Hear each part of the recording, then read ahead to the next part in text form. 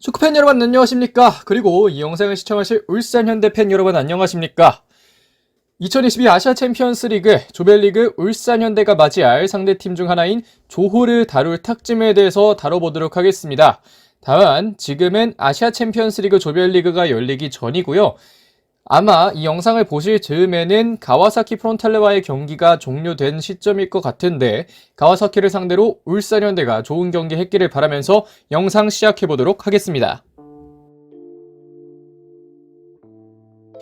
조르의 감독은 벤자민 모라 아니면 벤하민 모라 정도로 발음할 수 있는 감독입니다. 지난 2018년에 조르에 부임을 했고요. 매해 리그 우승을 가져가고 있습니다. 멕시코 국적의 감독이고 현재 주로 사용하는 포메이션은 4-3-3이지만 상대가 강하다면 백스리도 사용을 할 수 있습니다. 최근에도 백스리를 가끔씩 사용하는 그런 경기를 많이 보여왔고요. 현재 리그 순위는 1위입니다.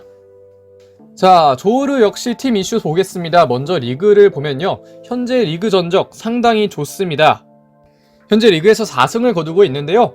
오랜 기간 조르는 독주를 해오고 있습니다. 춘추제인 리그에서 조르가 굉장히 오랜 기간 동안 독주를 하고 있는데 그런 의미에서 조르를 상대할 팀이 리그 내에는 딱히 많지 않습니다.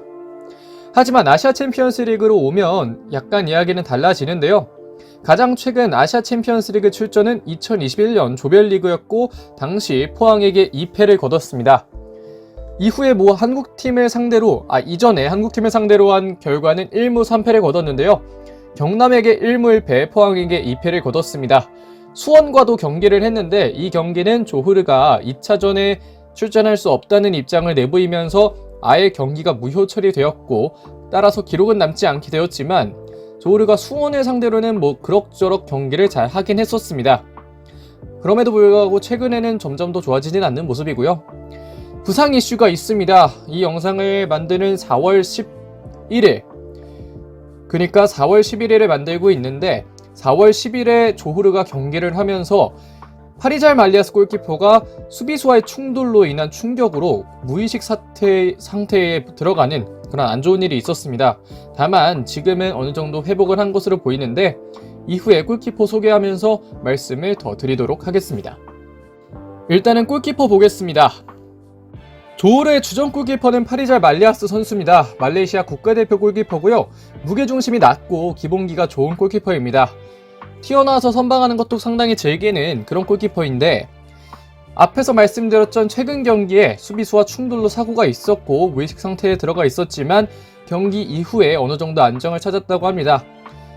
아마 선수 보호 차원에서 이번 아시아 챔피언스 리그는 출전을 하지 않을 가능성이 높긴 하지만 우선은 다루는 것이 맞다고 생각해서 파리잘 말리아스 선수에 대한 소개를 좀 해드리고요. 다음으로 백업 키퍼에 대해서도 소개를 해드리도록 하겠습니다. 조르의 백업 키퍼는 하지크 나즐리 선수입니다. 주전 키퍼인 파리잘 말리아스 선수가 부상을 당하면서 출전 가능성이 상당히 높아졌는데요. 지난 경기에서도 나즐리 선수가 교체 출전을 했습니다. 이 선수의 세이빙이나 이런 것을 보면 아직까지 안정적인 키퍼라고는 좀 보기 어려운데요. 다만 나즐리 선수에게는 이번 아시아 챔피언스 리그 자체는 좋은 경험이 될 수 있을 것으로는 보입니다.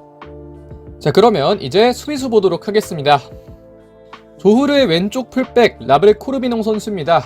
말레이시아 국가대표 레프트백인데요. 사실 캐나다 국가대표팀에도 있긴 했습니다. 다만 피파에서 설정한 국가대표 경기, 공식 경기에 해당이 되지 않았기 때문에 코르비농 선수가 말레이시아 국가대표로 뛸 수 있게 되었고요.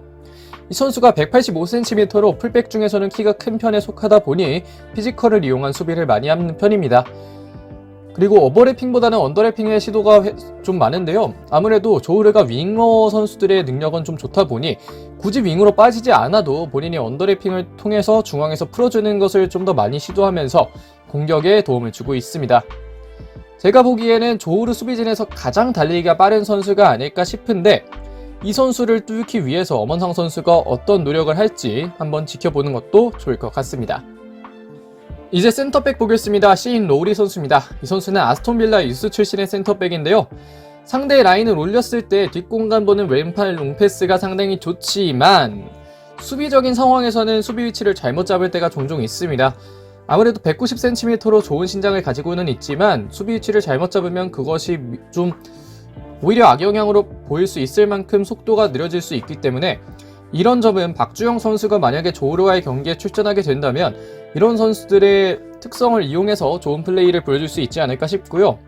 다만 이 선수가 키가 크기 때문에 달리기는 느려도 컨테스트는 잘하는 편입니다. 그렇기 때문에 슈팅을 하는 과정에 있어서는 이 선수를 충분히 따돌리고 때려야 어떤 골로의 연결이 될 수 있지 않을까 그런 생각을 하고 있습니다. 자, 파트너 센터백은 칼리 데 무르가 선수입니다. 이 선수는 필리핀 국가대표 센터백이고요. 주력이 나쁘지 않습니다. 다만 그럼에도 불구하고 조금 뒤로 물러서 수비를 하는 스타일을 가지고 있고요. 다만 과감할 때는 과감하게 태클이 들어가는 경우가 많습니다. 여기서 과감하다는 이야기는 조금 더 가면 더티 플레이로 보일 수 있을 정도의 개태클을 하는 경우가 있다라고 판단을 하셔도 되고요. 리그 팀들을 상대로는 피지컬적인 우위가 있지만 아시아 챔피언스 리그에서는 어떤 모습을 보여줄지 개인적으로는 좀 궁금한 면이 있는 그런 선수입니다. 조울의 오른쪽 풀백은 매튜 데이비스 선수입니다. 이 선수도 역시 말레이시아 국가대표 수비수고요. 포항과의 지난 두 경기 모두 선발 출전을 했고 첫 경기 포항 스틸러스에게 세 번째 PK를 내줬던 선수입니다. 일단은 이 선수가 그렇게 뛰어난 선수라고는 생각이 안 돼서 최기훈 선수가 나와도 이 선수는 충분히 뚫어낼 수 있지 않을까라는 생각이 들고요. 왼쪽에서 어떤 선수가 나오던 털 준비를 하고 있으면 된다. 이런 말씀을 드리고 싶습니다. 자, 추가적으로 나올 수 있는 수비수 3명 보겠습니다. 먼저 시아룰 사드 선수입니다. 이 선수도 말레이시아 국가대표 선수인데요. 센터백과 라이트백을 동시에 소화 가능합니다. 그래서 백3를 사용하는 경우에는 시아룰 사드 선수가 오른쪽 스토퍼로 나오는 경우가 좀 있고요. 반대각 롱패스를 통한 빌드업을 좀 많이 시도하는 편입니다. 아무래도 직선적으로 간다기보다는 반대각을 통해서 방향 전환과 동시에 뒷공간을 노리는 편인데 과연 울산의 수비진을 상대로도 될지는 잘 모르겠고요. 몸이 단단한 선수이기 때문에 뚫기는 조금 어려울 수 있지만 그럼에도 불구하고 울산 현대의 선수들이 잘 해주지 않을까 그런 생각을 가지고 있습니다. 다음으로 소개해드릴 센터백은 마우리치오 선수입니다. 이 선수는 라치오와 스포르팅 등 유럽 무대를 경험했던 브라질의 센터백인데요. 상당히 거친 수비를 많이 보여주는 선수입니다. 아마 그 이유는 본인의 단점 중 하나인 수비 위치를 잘 잡는 편이 아니라는 점에서 좀 기인을 하지 않을까 싶고요. 아마 백3를 가동한다면 센터백의 한 자리를 차지할 수 있을 만한 선수입니다. 자, 마지막으로 소개해드릴 센터백은 아이딜 자푸안 선수입니다. 이 선수는 말레이시아 대표팀의 주장이기도 하면서 조흐르의 주장이기도 합니다. 태클을 상당히 과감하게 들어가는 수비 스타일을 가지고 있고 수비 라인의 리더 역할을 많이 하고 있는데요. 다만 1987년생으로 팀 내 수비진에서는 나이가 조금 있는 편이라는 점이 이 선수가 선발 출전을 많이 하지 않는 그런 이유 중에 하나로 뽑히기도 합니다. 자, 이제 미드필더 보도록 하겠습니다. 자, 먼저 수비형 미드필더 보겠습니다. 수비형 미드필더는 나소 인사 선수입니다. 이 선수는 스페인 출신이고요. 라리가에서의 경험이 상당히 많은 선수입니다. 아무래도 스페인 출신 선수들의 특징으로 하면 플레이메이킹을 상당히 잘하는 게 있는데 나소 인사 선수 역시 후방에서 플레이메이킹을 좀 많이 하는 편이고요. 세컨볼 상황에서의 집중력이 좋아서 볼을 따내고 다시 한번 플레이메이킹을 하는 그런 편입니다. 수비를 할 때는 상대 공격수에게 많이 달라붙어서 수비를 하는 편입니다. 아무래도 선수의 나이가 있고 하다 보니 달라붙어서 수비를 하는 게 조금 더 낫다고 판단을 했던 것 같고요. 아마 공격형 미드필더 아마노 선수나 다른 여러 선수들과 마주하게 될 텐데 어떤 모습 보여줄지 한번 지켜보시면 좋을 것 같습니다. 또 다른 수비형 미드필더는 아피크 파자일 선수입니다. 이 선수는 사비오와 이니에스타의 플레이를 자주 참고한다고 하는데요. 어느 자리나 가리지 않고 많이 플레이를 하는 선수이고 수비형 미드필더뿐만 아니라 중앙 미드필더 혹은 공격형 미드필더까지 많이 좋아할 수 있는 선수이고요. 다만 이 선수가 개태클을 좀 가끔 시도하는 편입니다. 그렇기 때문에 꼭 선수들이 플레이할 때 이 선수를 조심하면서 플레이를 해야 될 것 같습니다. 자, 공격형 미드필더 보겠습니다. 공격형 미드필더는 레안드로 벨라스케스 선수입니다. 이 선수가 포항과의 경기에서 선취 득점이자 포항을 상대로 한 유일한 득점을 기록했던 선수인데요. 왼발 슈팅 능력이 좀 뛰어납니다. 추가로 말씀을 드리면 침투도 자주 시도하는 편이고 드리블할 때도 잘 버텨주면서 들어가는 전형적인 현대 축구의 넘버 10으로서의 역할을 잘하는 선수다. 이런 식으로 말씀을 드릴 수 있을 것 같습니다. 자, 마지막으로 소개해드릴 미드필더 나즈미 파이드 선수입니다. 수염을 왜 길렀는지 모르겠는데 수염을 기르기 전에가 훨씬 나았는데 좀 아쉽고요. 볼을 다루는 기술이 좋은 선수라서 탈압박의 장점이 있습니다. 이 선수는 탈압박 이후에 플레이메이킹도 자주 하는 편인데 이 선수 역시 앞에서 말씀드렸던 파자일 선수처럼 개태클을 좀 자주 하는 편입니다. 이 선수 최성근 선수에게도 개태클을 한 전력이 있는데 과연 이 선수가 출전했을 때에도 우리 선수들이 조금 더 안전하게 플레이를 해줬으면 하는 바람입니다. 자, 이제 공격수 보도록 하겠습니다. 조르의 공격수 이제 왼쪽 윙부터 보겠습니다. 왼쪽 윙은 페르난도 포에스티엘이 선수인데요. 도대체 어떻게 데려왔는지 상당히 의문이 드는 그 정도로 바로 직전까지 세리에에서 뛰고 있었던 좋은 선수입니다. 세리에에서의 활약이 아주 좋았다고 할 수는 없지만 사실 유럽에서 뛰던 선수를 바로 아시아로 데려온다는 게 쉬운 것은 아닌데 그것을 데려와서 상당히 좀 놀랬고요. 스피드가 정말 빠르고 기술적인 선수입니다. 추가적으로 볼 다루는 기술도 좋고 공격 전개에 상당히 많은 영향을 미치는 선수인데요. 수비 상황에서 역시 전방에서 제압박을 바로 한 이후에 볼을 탈취하고 그 이후에 바로 슈팅을 때리는 능력도 좋아서 아마도 울산현대 수비진이 가장 많이 경계를 해야 하는 그런 선수가 아닐까 생각을 하고 있습니다. 자, 이제는 오른쪽 윙어 보겠습니다. 조르의 오른쪽 윙어는 무사 시리베 선수입니다. 스페인 2부 리그에서의 경험이 많은 선수이고요. 직전까지는 폼페라디나에 있었습니다. 아프리카 선수 특유의 플레이 템포가 있는데 보통 주고 들어가는 2대2 플레이를 하면서 본인의 플레이 템포를 살려가는 스타일입니다. 다만 이 선수의 슈팅 능력이 아주 좋은 선수는 아니기 때문에 슈팅 능력보다는 크로스 각을 잘 막아주는 게 중요할 것 같습니다.